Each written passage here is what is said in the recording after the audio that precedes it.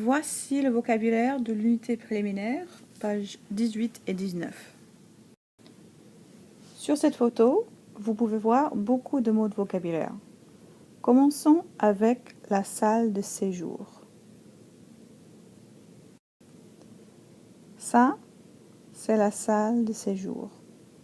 Un synonyme pour la salle de séjour est le salon. Ça aussi, c'est le salon. D'accord. Nous avons aussi la salle de bain. Voici la salle de bain. En France, la salle de bain est souvent séparée des toilettes. Alors, voici les toilettes. D'accord, maintenant, nous allons dans la chambre. Voici la chambre. Dans la chambre, il y a la commode. Voici la commode. Et dans la commode, il y a 3 tiroirs. Un, 2, 3 tiroirs dans la commode. Toujours dans la chambre, nous avons le lit. Et dans le salon ou la salle de séjour, nous avons le fauteuil. Vous dormez dans le lit et vous vous asseyez dans le fauteuil.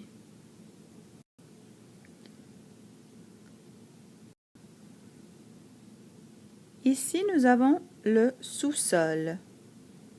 Et un synonyme pour le sous-sol, c'est la cave.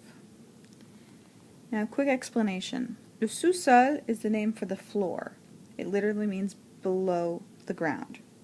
So any kind of basement level living space is going to be le sous-sol. La cave is usually an unfinished part of the basement. It's cold and damp and used for storage. D'accord. Toujours dans la salle de séjour, nous avons le miroir et la lampe. Et dans la chambre, vous voyez les étagères. Alors, vous pouvez ranger vos livres sur les étagères. Dans le salon, il y a aussi le tapis par terre. Dans la salle de bain, il y a la baignoire dans laquelle vous prenez les bains. Et à côté de la cave, dans le sous-sol, il y a le garage. C'est dans le garage que vous gardez la voiture. Pour décorer la maison, vous avez beaucoup de possibilités. Par exemple, dans le salon, ici, il y a une affiche. Et dans la chambre, il y a les tableaux. Alors, la différence, une affiche est comme un poster. Un tableau est plus sophistiqué. Ici, à l'extérieur, vous pouvez voir les rideaux à côté de la fenêtre et le balcon. Quand vous changez de maison, il y a 2 verbes importants. Quand vous quittez la première maison, vous déménagez. Quand vous entrez dans la nouvelle maison, vous emménagez. Si vous êtes la personne qui achète la maison, vous êtes le ou la propriétaire. Alors, lorsque nous parlons des appartements, il y a beaucoup de mots de vocabulaire. D'abord, il y a le mot « un appartement ». D'habitude, vous louez un appartement, c'est-à-dire que vous n'êtes pas le propriétaire. Vous payez de l'argent pour habiter dans l'appartement, alors vous louez l'appartement. Le loyer, c'est l'argent que vous payez pour habiter dans votre appartement. Par exemple, mon loyer est 800 €. quand vous habitez dans un appartement, souvent vous habitez dans un immeuble. Un immeuble, c'est là où il y a beaucoup d'appartements ensemble. Alors ça, c'est un immeuble. Un studio est une sorte d'appartement qui n'a pas de chambre. La chambre, le salon, c'est la même chose. Et un logement, c'est un terme général qui veut dire endroit où vous habitez.